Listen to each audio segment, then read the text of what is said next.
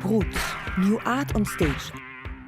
Welcome to the fourth podcast of The Art of Assembly, a series produced by Brut Theater in Vienna in collaboration with Wiener Festwochen and Münchner Kammerspiele. My name is Florian Malzacher. I'm a performing arts curator, dramaturg, and writer, and the host of this series of talks. The podcast is based on a live online conversation on April 10th, 2021. In The Art of Assembly, we try to investigate the role, but also the potential of assemblies in politics, activism, and art, marking the 10th anniversary of the square movements that spread all over the planet, beginning with the social protests in Tunisia and Egypt, and continuing in Europe, the Americas, Africa, Asia till today. And by the way, if you're joining us for the first time, you might want to have a look at our website, art-of-assembly.net, where you find the lectures and podcasts of the past editions, as well as a lot of links and videos, etc., related to our topics. Today, I'm very happy to be joined by the theater director Claudia Bosse in Vienna, by the activists and artists Savitri D and the Reverend Billy from the Church of Stop Shopping in New York City, and by a cultural historian Alia Mossallam from Cairo, currently living in Berlin. I will introduce them all more closely a little bit later. Thank you very much for joining. Today we will have a look at a rather specific form of assembly, the choirs. We'll talk about choirs of precarity and power.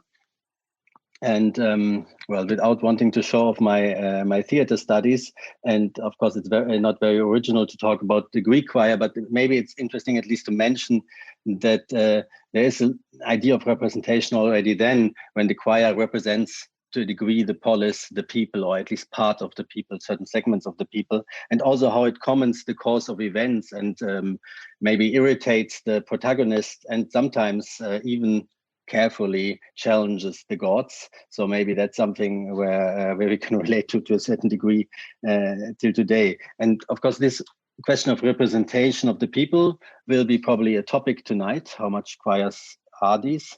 And besides the role of the choir within assemblies, but also the choir as an assembly itself. So it's in a way both that we want to look a bit at. And one reason why I was interested in thinking a bit more closely about this is, of course, that choirs bring to political movements something that is often very much missing in political struggles. As Chantal Mouffe always stresses, the leftist movements, or the left in general, often forgets the role of affect in political movements, in mobilizing, and it's too much focus on rational arguments, basically. And I think that's, of course, something that that choirs do. They bring an effective part into the game, and both for the people that are part of the choir, but also for the people that encounter these choirs, I would say. So it has an effective role for both. And also, I think for me, choirs are kind of a strange thing, somewhere between self-empowerment, but also submission at the same moment. And I think we will hear a bit about this also. And they can be a means of collective articulation, but they can also be in a demonstration of power to a degree. Actually, I think I said it once already. My first encounter of the human mic at Occupy Wall Street was actually a moment where somebody was silenced who didn't have the right to speak at this moment. So it was quite a violent moment of putting the right. I mean, there was a reason for it, I guess, but to tell somebody you are not talking now, somebody else is talking. And so the power, there's also power between this collective, behind this collective speaking. And it was interesting for me that I encountered something which is rightfully, of course, mentioned a lot as a really interesting instrument, the human mic, to have the first experience also of something that is also ambivalent, maybe to a degree, or has a power, a certain power. I will maybe leave it with these brief remarks because we have 4 guests tonight, so we will have a lot to talk about. We will have, as always, in this case, 3 inputs, not 2, of about 15 minutes each.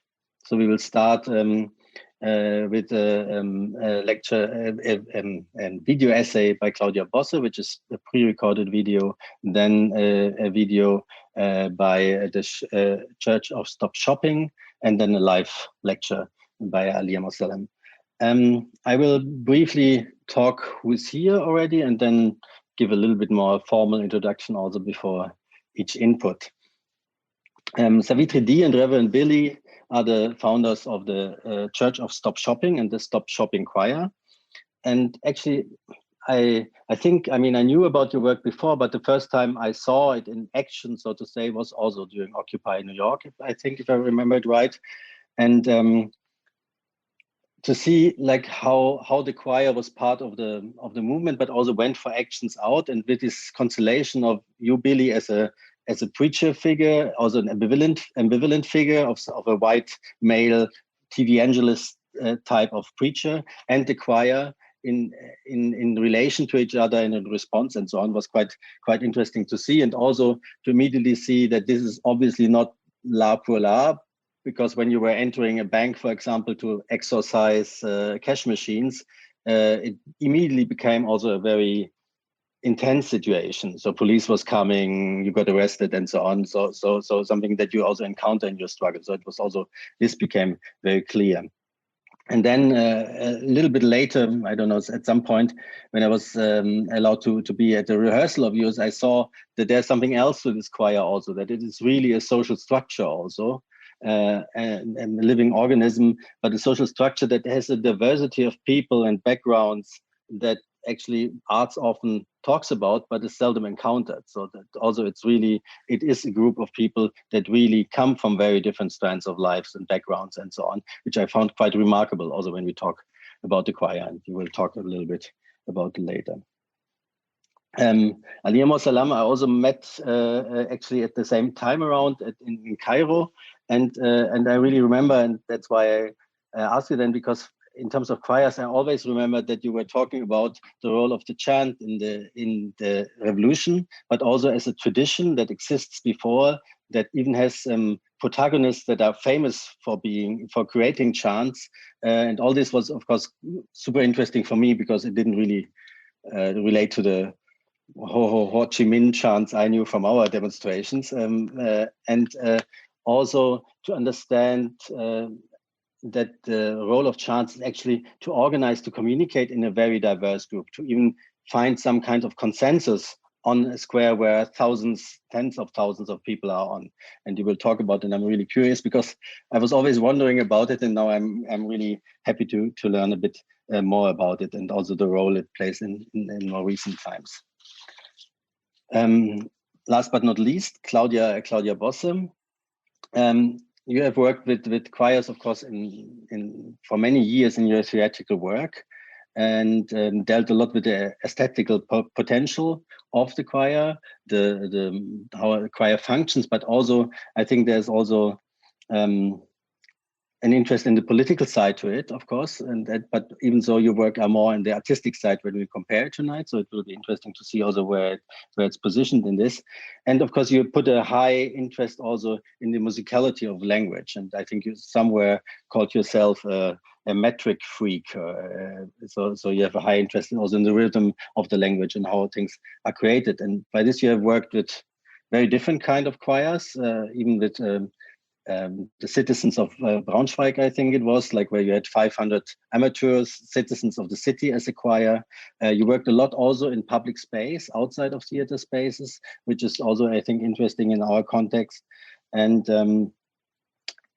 also, I would say, of course, you in this round, you also represent a specific tradition of choir in theater, and maybe also specifically in the German-speaking theater in recent years, with very different approaches, but from somebody like Einar Schleef up to examples now from Volker Lösch and Marta Gornitzka and others, which are very different examples. And I think we will not go too much in it, but to say there's also, let's say, an aesthetical dialogue or conversation going on in contemporary theater about this. Claudia Bosse lives in Vienna and Berlin, is a director, choreographer, artist, and director of Theaterkombinat. And her works deal with forms of violence, history, and concrete utopias, and take the form of spatial choreographies. Well, your work was shown in many places inside and outside of Europe, and you also teach and reflect on it. And there are some quite interesting texts on your thoughts on choir that we will also link on the website later on. And I would say I keep it with this and hand over the screen for the video of Claudia, and we will talk after the 3 inputs and meet here together again.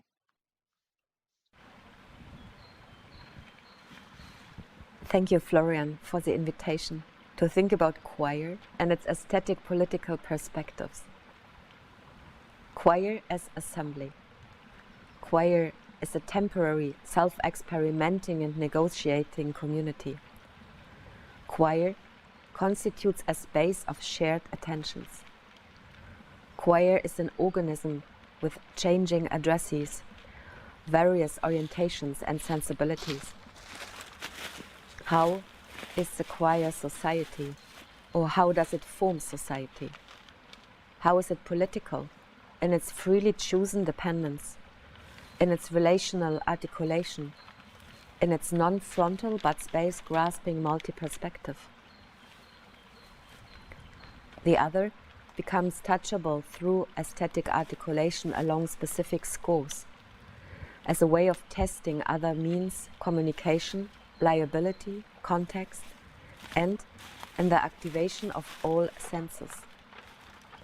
Choir is a physical mental space of negotiation, which visitors later change, disrupt, and participate in an artistic articulated proposal. Again, in a shared space of interconnected attentions. It's an assembly of knowledge and experiences. Devotion, disorder, order. Abandon oneself to others. Choir is not a means, but an aesthetic practice of an ever-threatened and threatening figuration, a constellation, a process. Choir is an invitation to encounter each other through something. This can be a text, a question, a motive, or a movement, in a bond of mutual appreciation. A commitment for a time, to become a choir not as an identitary fixed position of the participants, but as a mutual invention and understanding with each other within this structure for time. Through the appropriation of scores, text, techniques, or similar, with dependencies, different languages, discussions, misunderstandings, in the space of expanding and changing understandings. An invitation, an artistic invitation, constitutes a group that decides to work together. Individuals, most of whom do not yet know each other, agree to engage with each other and an artistic practice as a collaborative investigation. In this examination, attention to different bodies and experiences is part of the practice. A making porous of bodies, listening, breathing, and intimacy with others, who in this case are mostly human. Choir is also a gathering of different interests that approach each other over a period of time, negotiating their differences, experiences, and understandings. Sharing, articulating, not always with words, but with actions in a physical articulation in space, space grasping. A connection to others previously unfamiliar is created. Society and play at the same time, and they do not always have to be themselves, but can explore and invent themselves as an empowerment of their own imagination, and by creating disturbing, challenging, communal situations. Concrete imagination. The gathering as a choir, as in suspend or exposition of oneself with others. An encounter in a mindful, productive, and temporary dependence as a commitment to one another. The condition for this suspend or exposition is making one's own body recognizable. For politics to take place, the body must appear. I appear to others, and they appear to me, which means that some space between us allows each to appear, writes Judith Butler in Bodies in Alliance. Bringing one's own body into play as an articulating body, which is here relieved of a certain social performance and at the same time co-negotiates it through precisely an aesthetic encounter with social deviations. A game with consequences that trains the suspension of social distinctions and rules through the practice of certain forms of expressions, voice, articulation, relation, language, breath, movement, coordination, synchronicity. A shared experience emerges in which decisions can be made by all of its members, a shared space of knowledge and a shared practice as shared learning about experiences. Concepts of gathering and creating public spheres in which society is not only mirrored but constantly tried out, performed, tested, reimagined, or even reinvented. This is a quote of the concept of the art of assembly. An assembly that takes place again and again and negotiates the condition of its encounters about perspectives of this not homogeneous group, as a shared knowledge about a question, a text, or practice, on the basis of which this very group was first finding together. Not an agreement, but a gathering of different interests, between residence permit, learning German, body practice, loneliness, interest in certain trainings, or dealing with exactly the topic of the artistic invitation. The artistic invitation is the catalyst, the exceptional space within which the differences of the individuals can first be negotiated, the bodies to each other. Do we know what a body is capable of? What is it for itself and the other? Which bodies can be the bodies to each other? How do they change over the regular gatherings? We offer each other time and attention, ourselves. Bodies as social actors, as bound bodies and certain social, political, economic commitments, practices and performances of gender, desire, convictions and ways, just as each of these bodies is used to or allowed to articulate itself publicly and to others. Bodies as agents of their inherent senses and perception of the world, as agents of these outer skins of social articulation and touchability. They are different and vulnerable, but also differently vulnerable. How can one at all communicate in a group? Which knowledge or structure of translations arises in each case? German, English, Farsi, English, Indonesian, German, Arabic, etc. The preconditions are different. What language, what knowledge is formed? What are the ways of articulation that makes themselves accessible to others? What languages does the particular body speak? What biographies and experiences are read from what attitudes that drawn and muscles that show themselves to each other? The posture as a psychic, muscular, mental arrangement which partly happens or has happened is becoming aware in the common gatherings. Perhaps also the recognition of the different sources of a self, of thinking and acting, a possible grasping and seizing through this contract of dedication to experiment and exercises with others. Each constellation of a choir creates through its participants the specific landscape of its possibilities. A shared physical space of smelling, tasting, hearing, reaching, touching. A place as a space that creates the basis of this multi-layered, multi-perspective, multi-language gathering. A constellation a composition, a situation, a choreography that is then disturbed or cut or enlarged in another during the encounter with spectators. They become part of an extended community and also have to throw their bodies into this encounter. Jeter les corps dans la bataille. That comes from Pasolini, but which battle? A hypothetical one, a possible one, a fictional one. A space that then decomposes again and perhaps inscribes itself in other contexts and actions elsewhere. A communal exploration that spurs itself into other communalities. Then, that these gatherings, as a testing of a choir, are then perhaps rather trainings of a touchable sociality, which become aware of their being within. Aesthetic operations in which a distance which makes what is shown an image or an objective announcement become impossible. Because one is in the middle, part, in a shared space, part of a gathering which allows different orientations and senses, crosses differences, interweaves, connects.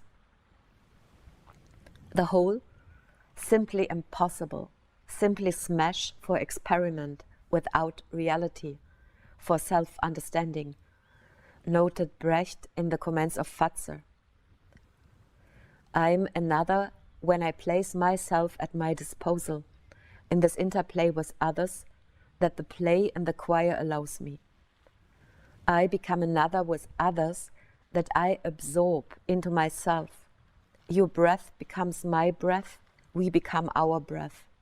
The breath that enters my circulation is my oxygen supply of this divided matter that surrounds us, that touches our mucous membranes and lungs, that pumps itself as O2 into our bloodstream and supplies our organs.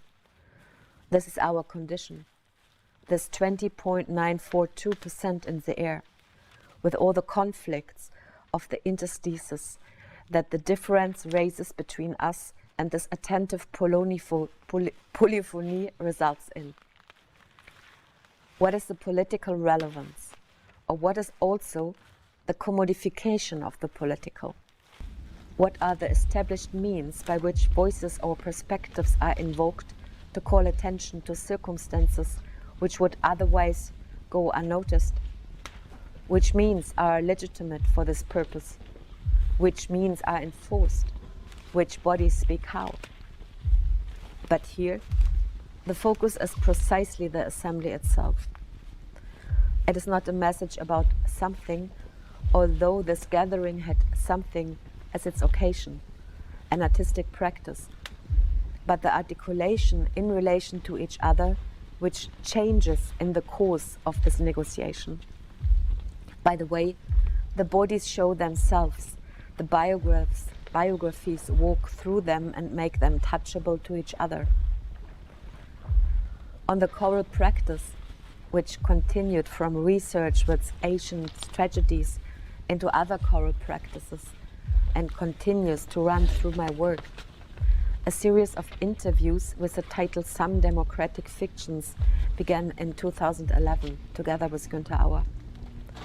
Interviews on situations of political upheaval triggered by the uprisings in North Africa. Interviews in Cairo, Alexandria, Tunis, Beirut, Athens, Zagreb, Jakarta, and other places. These interviews were intimate encounters with camera and recording equipment that attempted to gather different narratives and views on striking political upheavals and organizations. Fragile political thinking and speculation of a political future unfolding around protests and narratives of assemblies, violence, different forms of violence. These interviews emerged from the conviction that multi-perspective narratives are needed around events of political upheavals, as history is negotiated precisely in this interstices of different narratives. But why do I mention this? How can I bring these intimate gatherings and narratives together with the practice of the choir? What aesthetic consequences result from this? What experience and thinking of art? I don't know. Maybe because I understand space-grasping choirs as polyphonic and multi-perspective assemblies of different positions. The how of this co-presence, also with the transgressing spectators which disturb or expand these choirs, results in an open negotiation that must find first the spatial boundaries and internal rules of these possible figurations collectively in the course of the encounter. Thank you, Claudia, for this very beautiful but also very dense video essay. I'm happy we will talk about it more in a bit. And now I would like to introduce a bit more formally also the Stop Shopping Choir and the Church of Stop Shopping, which I mentioned already before a lot, but the Stop Shopping Choir is a radical performance community based in New York City. And as already mentioned, they are from many different creative and activist backgrounds and reflect many communities and homelands in their work and how they work together. The choir has evolved a very particular sound and performance experience from the synthesis of their lived experiences. And they also, it's maybe just interesting in correlation to the artistic context, the activist context, where they are very present from Occupy movement to all kinds of social movements which they join. They also recognized in the art world, got, for example, an Obie Award and other things. Savitri D is an activist. She's the director of Reverend Billy and the Stop Shopping Choir. And since 2001, she has staged the direct actions, interventions, and spectacles in contested spaces all over the world and collaborated with communities to create paths of resistance and resilience. And also she has lectured and led workshops in many universities and festivals, etc. Reverend Billy is a writer and performer, and he developed the character of Reverend Billy in the late 1990s, and currently he's creating a weekly radio show, Reverend Billy Radio, and a live talk show, Extinction Talk Radio. Thanks a lot for joining, and you have the screen for your video. We assemble to know and to do together. We assemble to make things happen. We want to make things happen, to make new worlds. But we exist in a larger framework that is either at odds with our values or oblivious to our values. Sometimes the larger institution is simply doing something else. Here we have a General Assembly inside Chase Bank to discuss what to do about Chase Bank. By having the assembly inside the bank, we make it explicit that we exist on their terms. But at some point, you can see the police enter into our terms. They become part of our meeting. The police are participants in our assembly inside the bank. This can occur because an assembly has a membrane, and the membrane is permeable. Song does this too, but the membrane is more permeable. People enter into the song, the melody, the beat, the repetition, even sometimes just the emotion of a song. People accidentally join song, cross the membrane, and for a moment they are in a new space where there is transformational potential. We, the Church of Stop Shopping, the Stop Shopping Choir, we are organized by song. Singing organizes us. Singing the song does most of the work.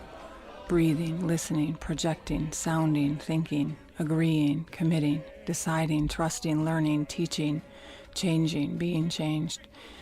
These are just some of the things that happen to us when we sing even a simple song together. Breathing, listening, projecting, sounding, thinking, agreeing, deciding, teaching, changing, being changed. How long would it take to instruct or teach a group of people so they would do all these things at the same time, when even the simplest song achieves them all instantaneously?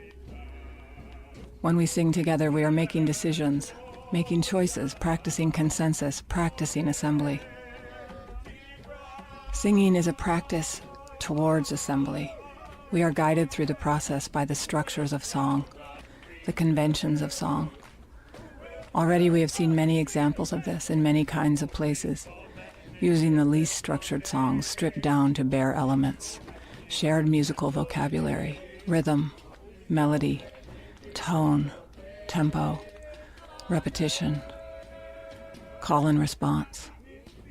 And another thing, song is a place of safety for our emotions. We are freed of so much pain. We can let go of disappointments and expectations. We can also try on other pains, trauma, personalities. In song, in the singing of the song, we can be liberated from our identity, and we can simultaneously discover our identity. A song, singing, can be a hideout for our individuated selves. It can also be a place to show our deepest, most individuated selves. It is often both a shelter and a stage. We are both protected and revealed by the song. The oscillation between these two states creates an elastic space where we can grow and change, discover and become. This heightened presence is the opposite of alienation. It is disalienation. The heightened presence we are allowed by the shape and time of song is an unusual space, somewhere to be that is both not here and now and a super here and now. In the Church of Stop Shopping, we use singing as an antidote to capitalism. We use it as a meeting place, as assembly.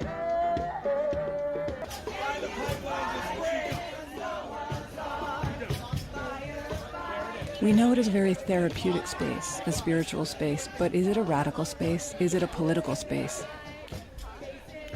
The transformation of a group is the basis of political change. Song can be a radical space because there exists in song the possibility of collective transformation. The more radical we are, the less the song matters, and the more the singing matters.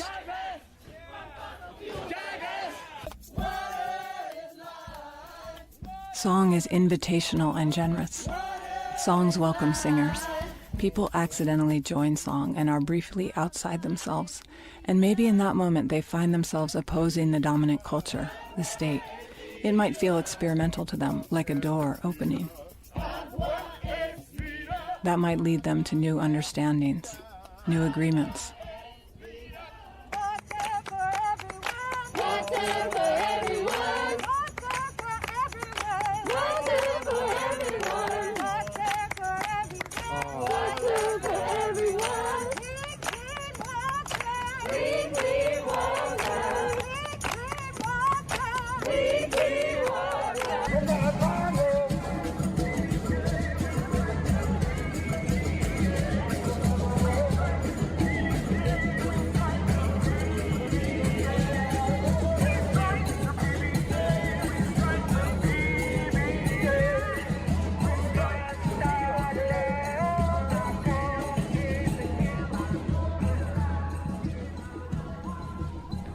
What does the group want? How can the group make decisions? Can the group make a plan?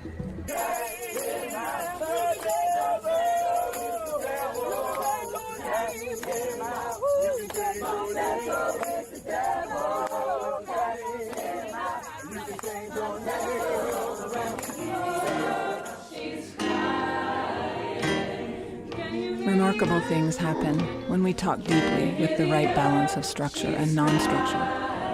That's true for singing. Remarkable things happen when we sing deeply too, even though singing takes us down a very different road. One where productivity, efficiency, assignment, the work of meeting and doing might not be the primary drivers.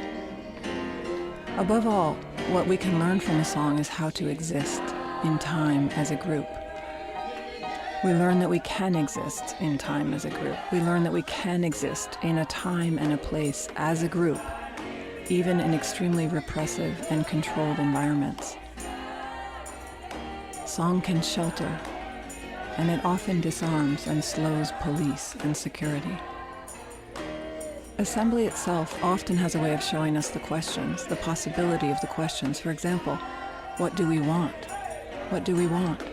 Singing both asks this question and answers this question. Singing together, we learn what it feels like to have what we want as a group. Maybe we don't know exactly what we want. Maybe the core questions are much more complicated than what do we want? What do we need? But one outcome of singing is that we discover what agreement and consensus feel like as a group. And perhaps we are more ready to confront the complexity of other, more difficult questions. What is fair? What is just? Who gets to be safe?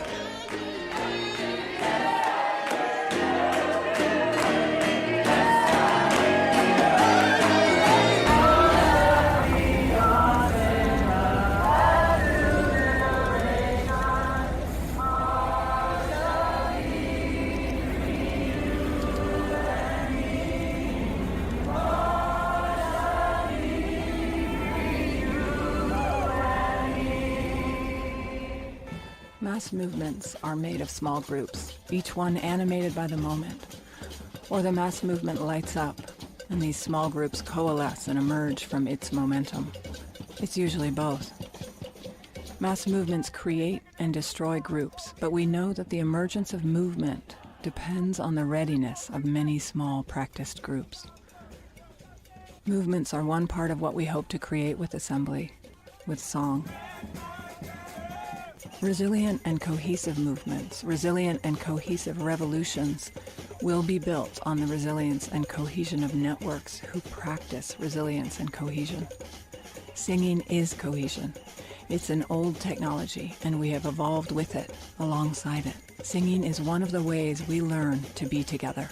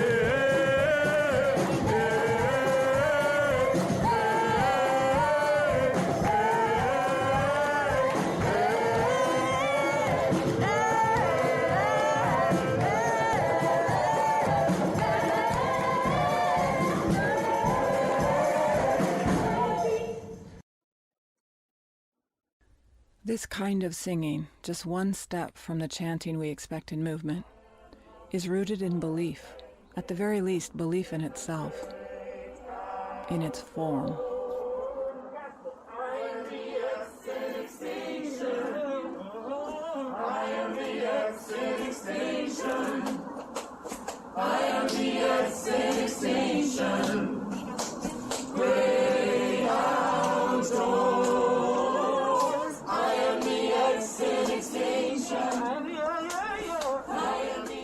Radical song is ritual, not religious, is sacred, not secular, is meaning, not marketing.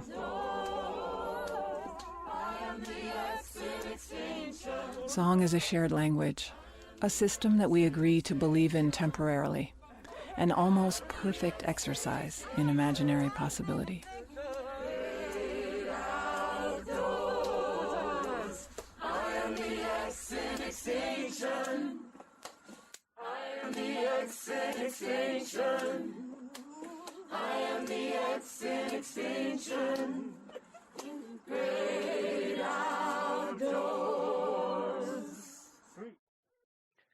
Thank you, Savitri, for this beautiful video. I think it really gives us a almost tangible impression of the choir, of the intensity of the choir, but also of the atmospheres and the environments and the context it is happening in.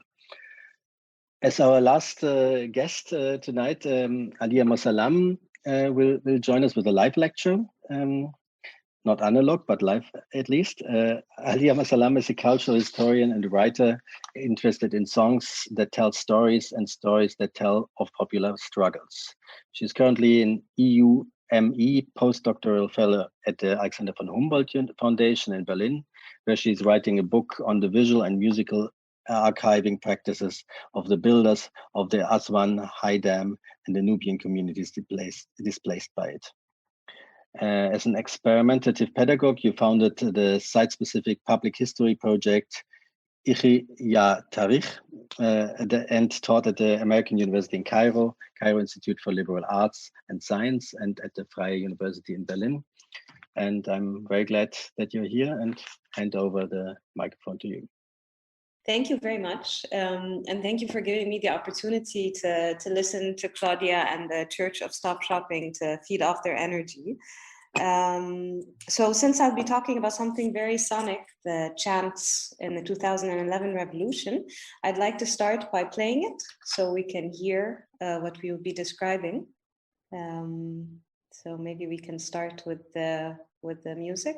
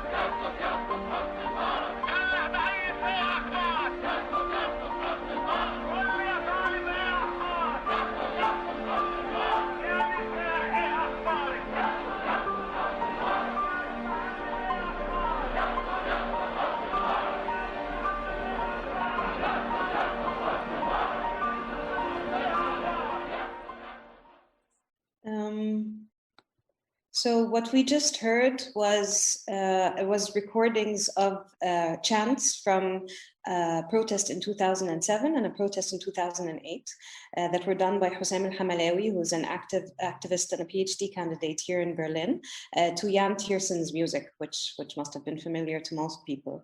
The chants by the first group of chants was during a workers' protest in 2007. And hearing them is very important because it reminds that what happened in 2011 started from the periphery. It didn't start in Tahrir, and it didn't start with activists. It didn't start with political elites, but it started with the workers. More importantly for me, the chants that come after this one are from a 2008 revolution, 2008 protest in which I was part. And the chants that Hussein recorded are the ones we say we don't want a constitutional amendment. We want to break this land of fear. To listen to these chants recorded now reminds that there was something much bigger, and there was a moment when the future was very uncertain, but we were sure that we were pushing towards something. And in moments of defeat and uncertainty such as these, this stays with us. So what makes a chant win? What makes people follow a certain chant? How do certain chants rise and others flop? How do hundreds of thousands agree to chant the same chant? At first, I used to think it was poetry. And like you said, Florian, there used to be certain activists from the 1970s who were known to be the chanters in protests because they were eloquent, because they could improvise a rhyming chant on the spot that sounded very much like a song that people sang to liberate themselves, just like the Church of Stop Shopping was describing in the video. It makes you brave. It emboldens you to sing it. But during the revolution in 2011, so many new chants came in, and they had very different roles. So, for example, the main chant was "Ashab yurid isqat an-nizam," the people demand the fall of the regime.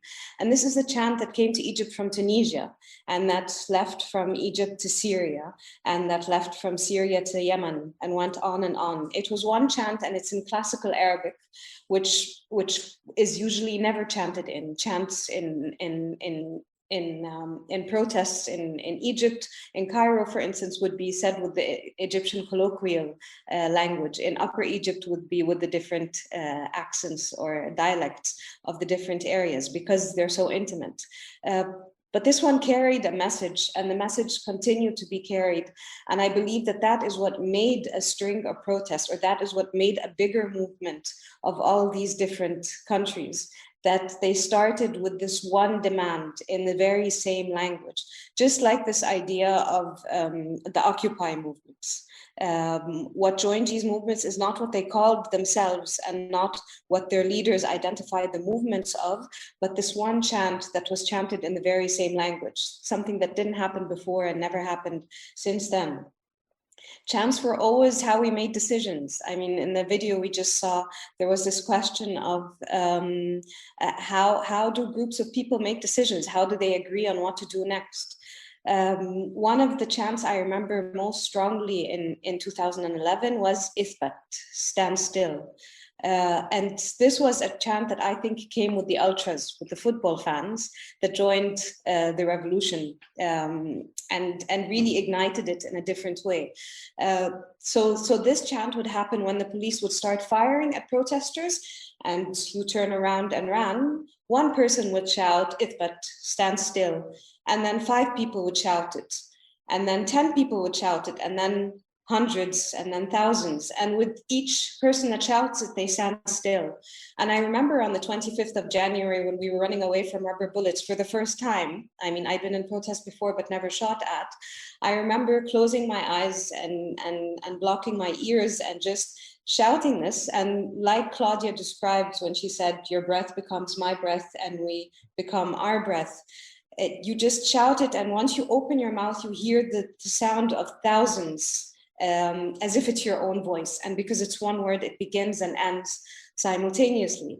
And as I said this, as I kept repeating this word, I would come outside myself. I would be part of the whole, and that emboldens greatly, that you're not just one person that's being endangered, but you are part of this big whole, and surely this whole is stronger.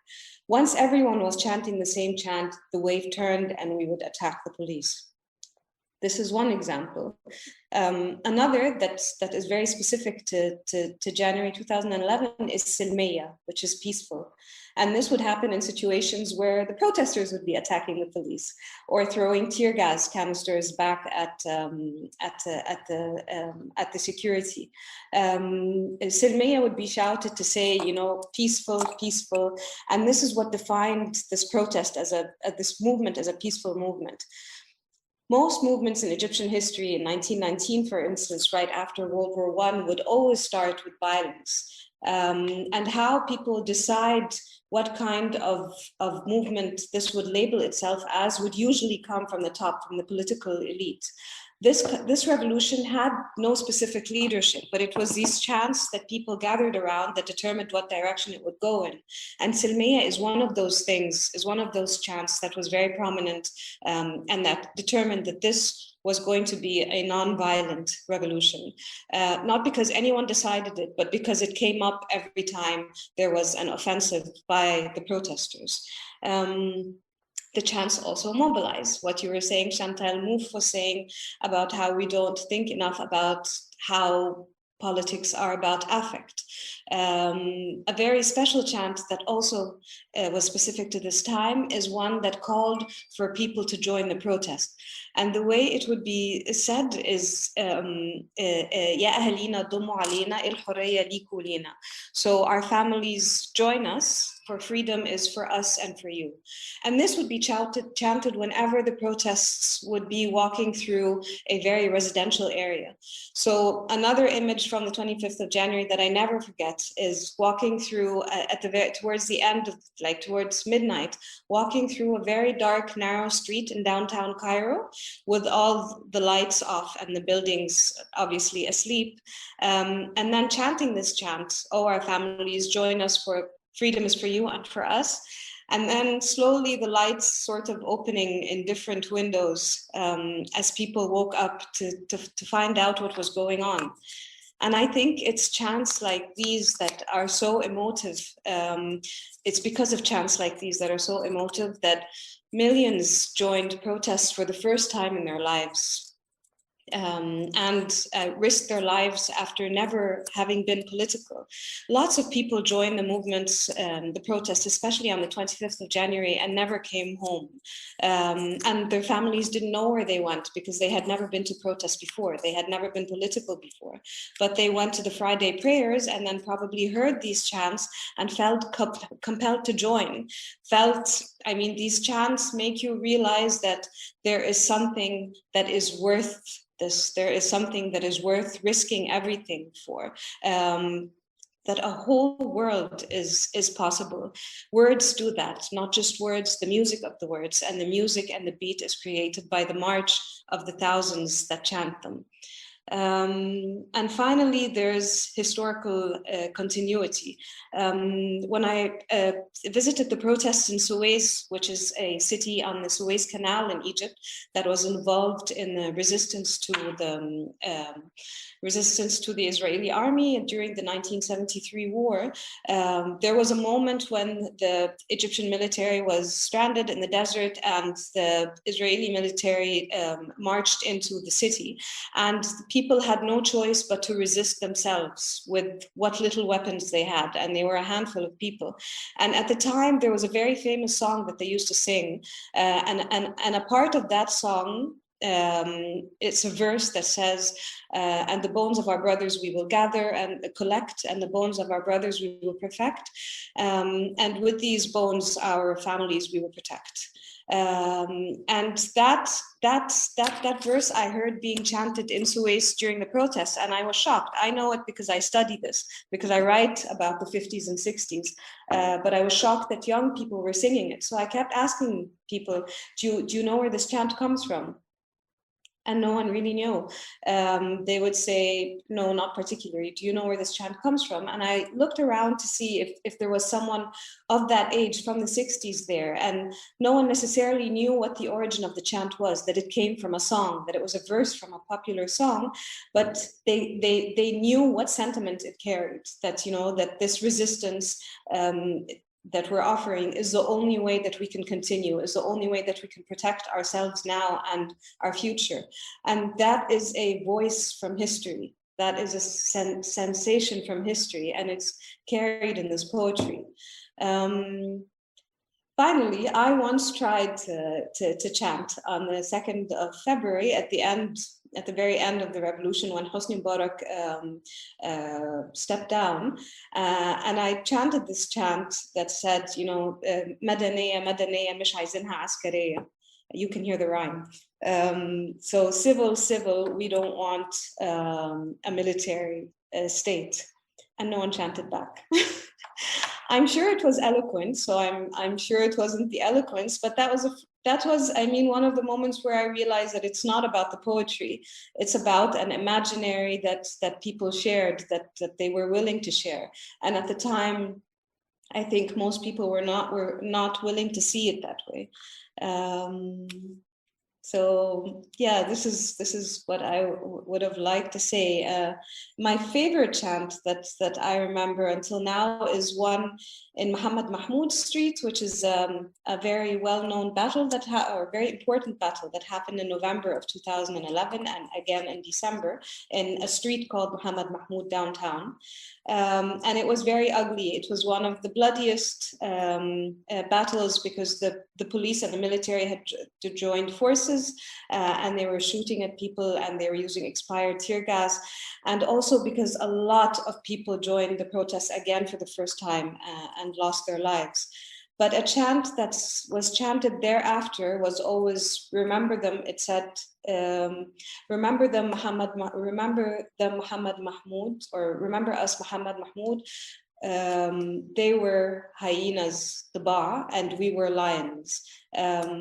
It's very touching the way it's said in Arabic, and I always feel that it's a protest, a chant that was recording the event, documenting it for history as it was happening, and also sending a message to the street to keep this memory of the blood that was shed on the street, just like Suez, for when others come and protest or battle on the streets, the sense of the battles that happened before them will continue seeping into them.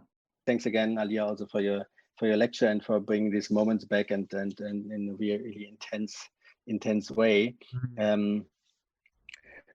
I maybe an off question, or it relates to what you were saying, because of course you were talking about the history of this of the movements, but also history of certain chants that reappear many years later, which of course is maybe also something especially remarkable, because there are times and years between where I imagine there was no chanting.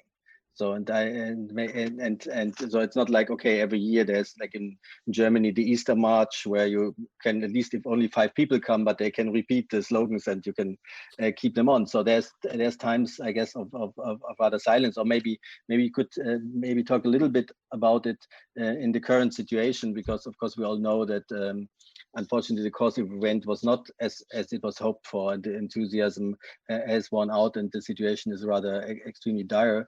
But do these movements live on at the moment in some way? I mean, I guess the chants don't live on, but maybe even then, but do these movements live on at the moment, and how's the situation at the moment? I mean, you can't say that the enthusiasm has run out, because I think people are desperately political actually now.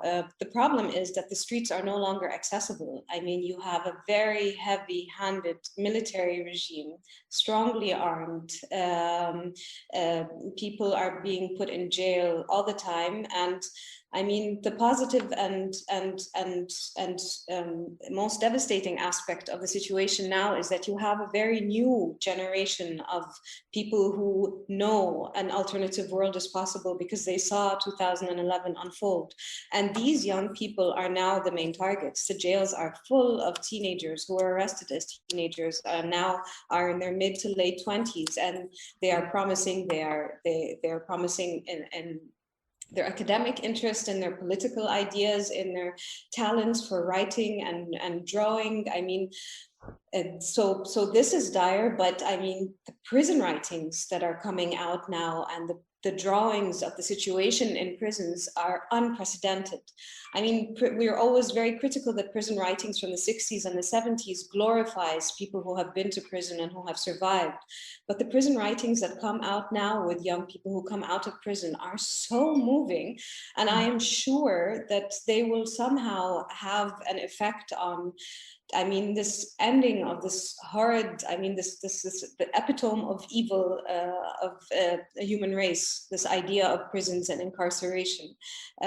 So, I mean, it continues by other means. It continues through these young people. It continues through the independent journalism that has grown in Egypt, despite it being barred, not being accessible in Egypt, still being accessible through proxies and to the rest of the world. Singing, I mean, the kind of art that is being produced now is still political. I mean, people still dare. The physical spaces that we carved out in the early 2000s and were already being carved out before us in the late 90s are no longer there. But I mean, what we chanted for in the chants we heard in the beginning in 2006 and 2007 seemed absolutely impossible.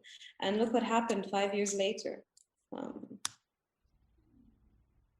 Yeah. And as for history, I like to believe it's a haunting. I think things persist, and this is why I'm very interested in my academic practice in songs and music and lullabies. I mean, how these stories continue to flow from one generation to another, and even if you don't know the context, the songs carry so much, and they break down and proceed. They continue through time. I was very interested in what you were saying about instruction. You know, for instance, the chant "peaceful," right? It's interesting. Last summer, when we had an uprising here in New York for Black Lives, this sort of the opposite happened, which was that the older activists were saying "peaceful," and the younger activists were saying no to that and silencing the peaceful chant, right? So it's very interesting to think about chants as directions for a crowd, but then also this moment, like, who gets to give the directions? Fascinating. And it plays out over and over, you know, through generations. We've lived in New York and been part of enough uprising and big movement here to see, you know, what what carries forward. The anti-globalization movement here, there was a lot of shared chants, there was a lot of international knowledge and shared movement building. Now we see that's all gone. Like, it's a very localized and very comes directly from the communities who are in the street, so it's fascinating to watch. Maybe we stick at the moment with which you just mentioned, Savitri, and it was playing a role in the videos, of course, like in all of your talks, the role, how it's actually organized, so that there's some kind of decision making going on, and of course it's very different in a let's say in a performance of you, Claudia, where you, of course, you're the director. It's a different relationship, but also you mentioned it, and another text also mentioned it. There's also negotiation. So I think you somewhere said also, can a choir be directed, or when it becomes independent to a degree? So maybe well, you talked about it quite clearly, Alia, and Savitri, you mentioned it also, the question of who makes decision in the choir. So maybe you could talk a little bit, and maybe Claudia, you would start about how decision making is happening, but also how it is a topic, because I think that's something else that basically was mentioned. You mentioned it quite strongly, Claudia, that there's also a self-reflexive moment in the choir. So it's also always talking about itself in a degree, and so maybe you start with. I can try. Now, I think what is for me quite crucial in the work, so I think there are different works on choir. There's a work when you work with a text, with a texture, like one element you saw there was a text of the Persians of Aeschylus. So there is a fixed text, and it's the negotiation about the methods of appropriation of the text and the organization of the group, which is quite important for me, because what you saw as videos, there's always the spectator and the choir members mixed. So I'm always interested in this perforated space, which is a permanent porous and open body, which is not directed in the very moment. So there's for me always a difference between scores. So what we try to train for, and what is the techniques of training, and what is then the very moment of when it happens and when it needs to negotiate between the participants and also towards this non-foreseeable body of public, which is crossing and networking in this trained ways of interconnections. Mm-hmm. So then it means always that the decision making needs to be done in the very moment with all members in the very moment. So there's no one who takes a decision. There's a knowledge or a certain agreement what we try to create, but it's impossible to control in the very moment. So everyone can take a decision, and this is for me this extremely interesting thing. So when it's not just a text, but it's also about movement choirs, which I'm extremely interested in. So there's a coordination of a movement with bodies which are perhaps between 14 and 80. So how to understand the possibilities of this very body, which is a temporal body, which is the landscape of all its members, and how is the communication and the tenderness and the dedication in this particular attention to each other.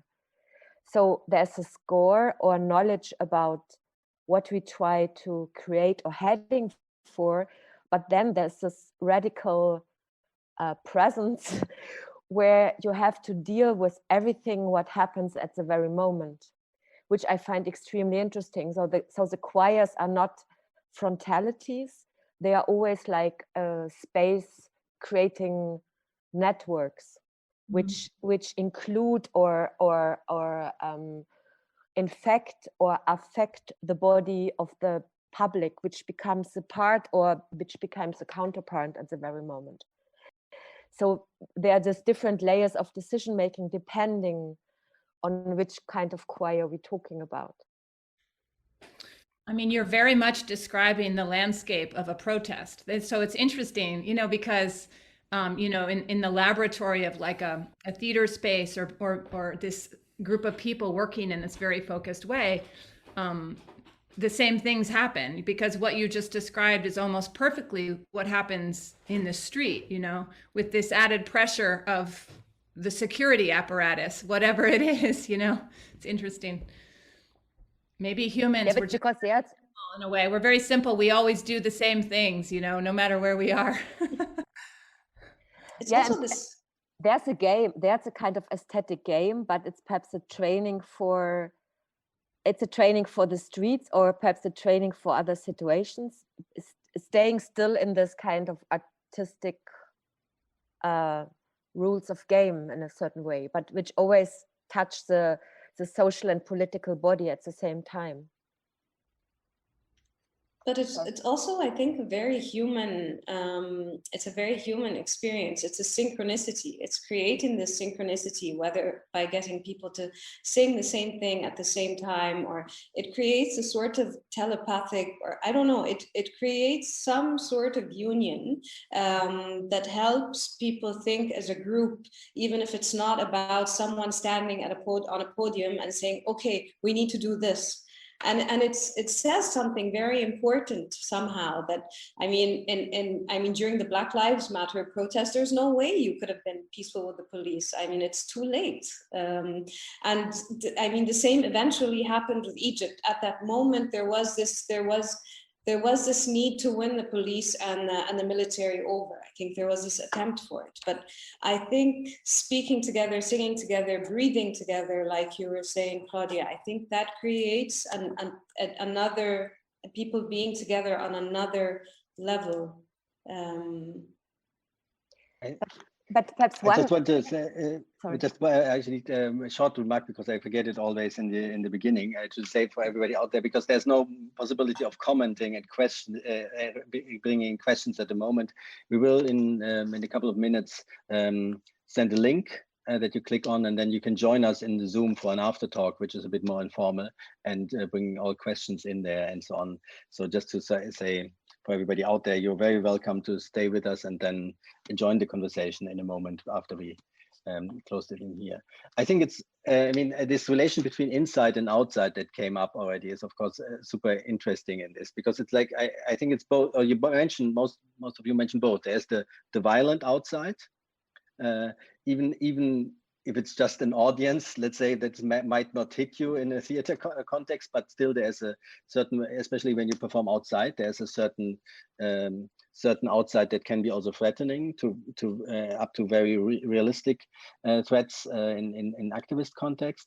And at the same time, there's a porousness, a permeability that you also mentioned, Claudia and Savitri, that there's the difference is not so clear between the inside and outside, which I find really interesting also in terms of, because that's also a bit describing political movements very often, like, yeah, the violence of the outside and something in the choir which kind of makes you a group, strengthens you as a group, might be also exclusive. You might not know the lines, or you feel like you don't belong, but the movement wants to be exclusive. So it's always about being open and being able, letting people to enter to a degree. So this whole complex of inside outside, I find very, very interesting.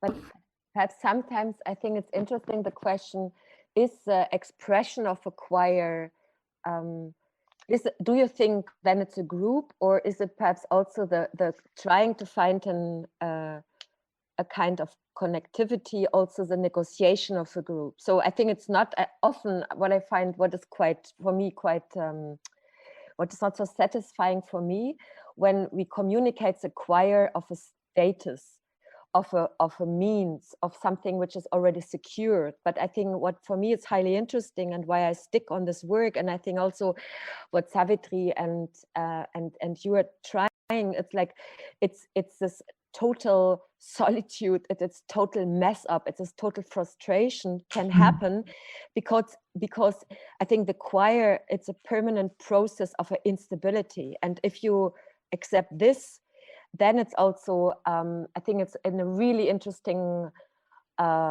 circumstance of negotiation, which is not just an intellectual negotiation, but it's a physical thought, and which creates a particular space in between the bodies, and creates more as just the bodies, and creates also this network which then is invaded in with others, or can be growing with others in between. So just as a remark, sorry. Interesting. I agree with Claudia. The community choirs that are less coming from a religious set of beliefs, but they're community choirs that are out in public space, they have a different anarchic decision-making process. I find it much more beautiful, much more enjoyable. If you go on the internet and there are, if you go on YouTube or something and there are all these different choirs, there are the choirs that meet once a week because that's all they can meet, because they have lives to live and they're mothers and they have jobs and so forth. And then you go down and you can get into the choirs that are more professional, that meet more often and have sheet music, and they get smoother and smoother, and they hit the downbeat at the same moment, and they go up into the harmonies, and the harmonies are perfect, and they become less interesting. Yeah. Well, I think the instability inside of our monoculture, is so important, and it is such a radical place to be, because everything in our culture wants us to homogenize, really, to be a monoculture. That is what capitalism is doing to us in every sector, so to find these places of almost, it sounds weird to say, predictable instability, you can find it. I know every time we can find that in unstable, place. To me, that's just something to pay attention to,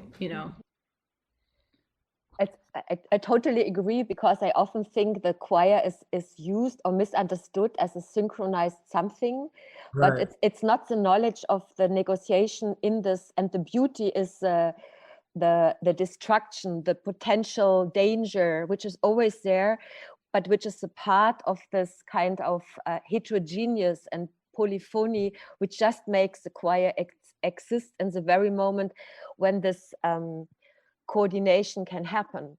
And this on a political momentum I find super interesting, because there's a total attention and wish, but the acceptance, and it's a very moment of negotiation which happens concretely, and you have to take care of all the bodies, because the choir is so intelligent, or so the choir is it's a number and the possibility of all its bodies taken in account, which I find really interesting.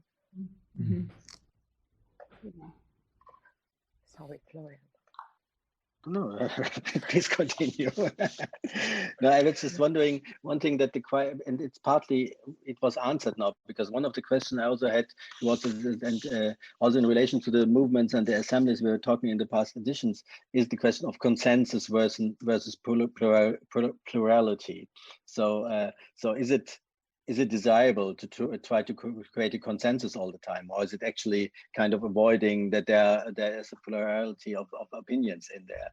And somehow the choir, of course, comes together, negotiation process that you described on Tahrir Square, for example, is happening, but at the same time, then the other things you just mentioned there, so there's not a perfect harmony, maybe there is something negotiated, or it comes to a harmony but then disappears again. I find this quite interesting. So how much dissensus, how much disagreement can a choir actually live with, and when does it break apart, and how does it shift? So which happens on Tahrir Square. So could there be a negotiation within the choir, as you described it on Tahrir Square, of what becomes the consensus for a moment, or falls the choir apart at this moment? So did you have choirs falling apart, Claudia and Savitri and Billy? So where the consensus was? But always, I think. But I think it's interesting, because the wish for this practice or this commitment in trying to do it offers the plateau for dissent.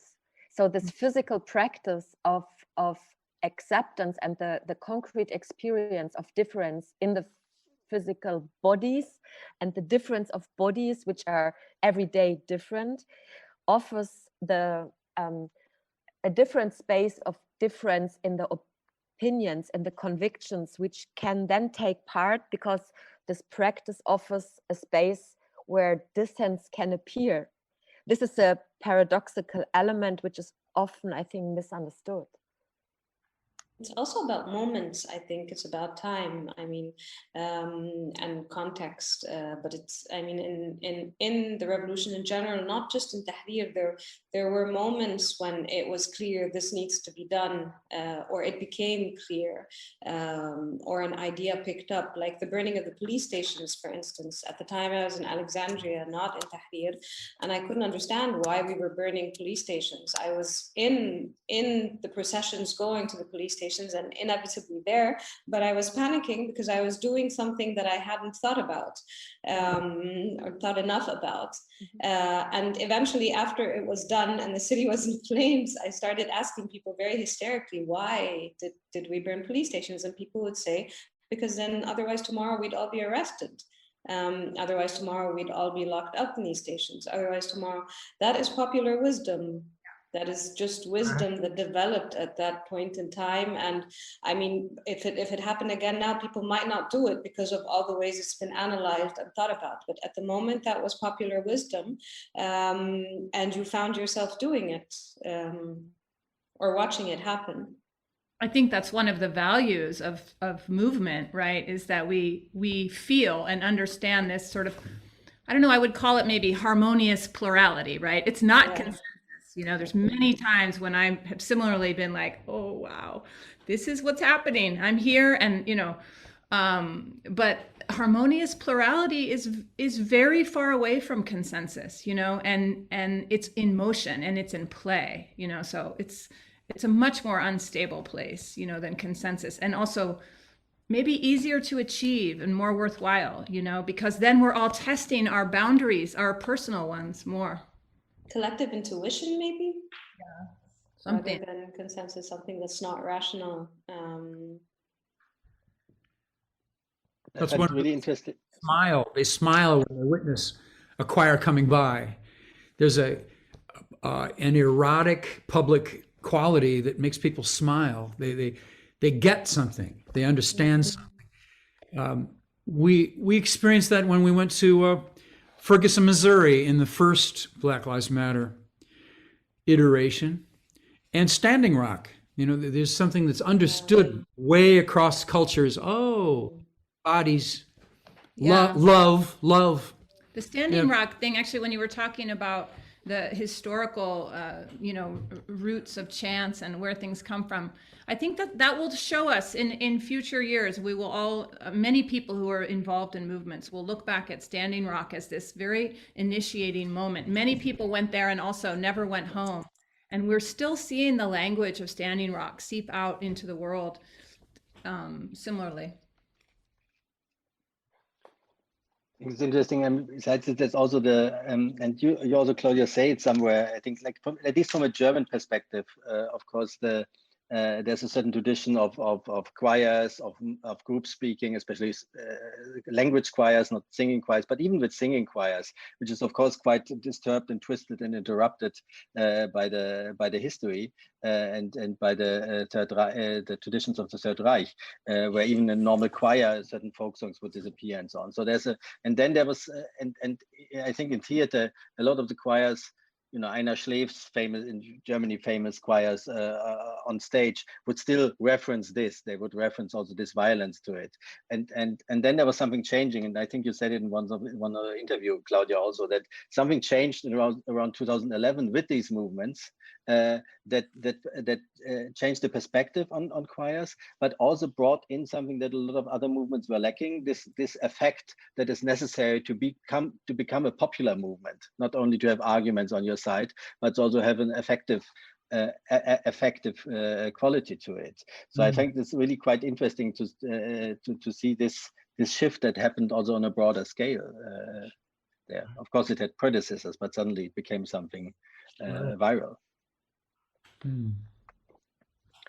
Can you describe this shift, Claudia, that in the perspective of choirs? I don't know.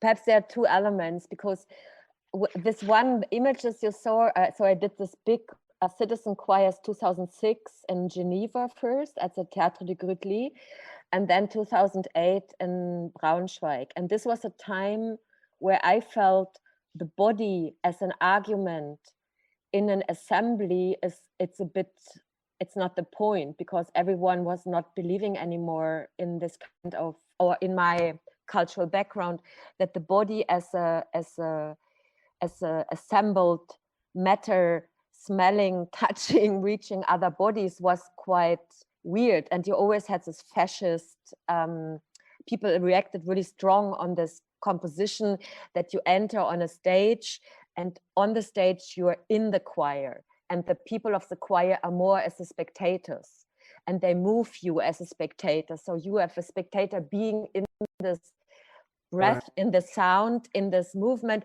You have to take decision, being in this normal people movement, but they have tools of coordination, and you didn't know how to deal with it. So you were inside a situation where you couldn't take a distance towards an image.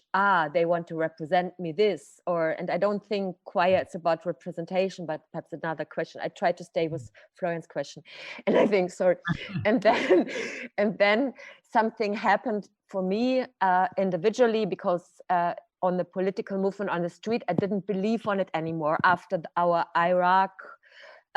counter Iraq demonstrations on the street. But then with 2010, so Bouzizi burned himself, and then the Tunis movement, then the Egypt movement. So all this movement suddenly happened, and suddenly I became really excited with the body again on the street. And we visited Egypt, and we saw, oh God, it not looks like a demonstration. It looks like a marketplace where you have at the same time 20 parties. So the one man with the cardboard, and then the big technical speakers. So it was I was like, what the fuck is going on here? I couldn't understand. So it was really a heterogeneous polyphony in between. And then the body came something, suddenly it connected also with the Occupy movement, with a political argument. But then what happened recently, and now we all fucking sit in our screens and to think about bodies around becomes so improbable, and you can just talk with trees or whatever, because it's the argument of the body on one hand, of the political, what happened, especially in Egypt, what is quite traumatic. So they can assemble to make a sarcophage, a big sarcophage, changing the sarcophage from one museum to the other. But the thing of political assembly, people are so threatened. So it shifted so much, and I'm at the moment quite confused. What is the argument of assembly? Is it just a playground for political activists, but then the militia and the political regime will trap and control and imprison people like Mahinur and many people? So I don't know anymore. I don't know, but this was a big change. And then it comes again, an argument on the stage, but I don't know, but I still believe on the practice with a choir. I believe on a practice encountering regularly the same people and trying to find a concrete imagination in a practice which is not a role play, but which is trying an empowerment of imagination with concrete acts together, and where suddenly the poetical space becomes for me again a space where I can think politics again, because I'm so confused about how the police apparatus and state apparatus tried to control bodies on different ways. So there am I now at the very moment. Of course, I don't know. Not just the police controlling it. I mean, then you have the whole question of it being turned into, culture, into commodified culture, which is just as problematic and just as confusing. And so then you see, in New York, it's very interesting. All these spaces that have been political spaces for us are being turned into professional entertainment venues, right? Where people talk about politics in a commercially viable way. So suddenly our spaces are not just controlled by police, they're controlled by entertainment, which is so where is the venue for this kind of language and this kind of change and the instability of the chorus, and it's a very deeply confusing time. We have to interrupt them. We have to go up on their stages and take the stages from them. Yeah, and then but sometimes you cannot give, you're always reduced to having clear paroles and clear political messages. So this message commodification of political activism, I think it also sometimes it confuses me at the same time. So you have to legitimate your position always with a good, moral, clear position where you want to act for. And this also sometimes becomes you are on the right side, and how then a commodification of a political force can also happen. But sometimes things are more vulnerable to find their clear positions and where this ambivalence can be handled out. It's for me quite a question. Thanks. Maybe it's a good idea actually to stop with a question this time and not with an exclamation mark or sum up. That's maybe quite fitting. Thank you for that, Claudia. And thanks everybody for joining. Claudia Bosse, Savitri D, Reverend Billy, and Alia Mossallam. It was really a very inspiring conversation for me with a lot of surprising links and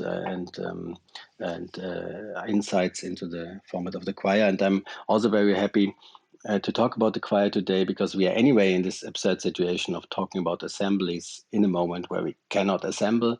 But the choir actually is the most forbidden thing of all art forms, I think. We are basically not allowed to sing and breathe and chant because this seems to be the most dangerous thing we can do to our fellow humans at the moment. So I'm happy that we at least are reminded of this practice now. And as Alia pointed out, chants can survive for decades, even if they are not publicly used. So I'm very confident that also this practice of assembling, of resisting, of creating art will be back soon.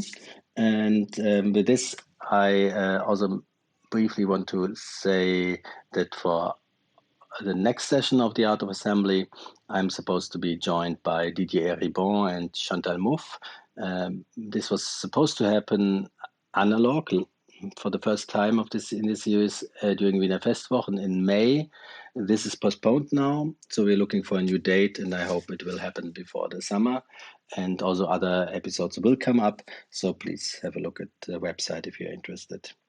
Thank you, everybody, and goodbye.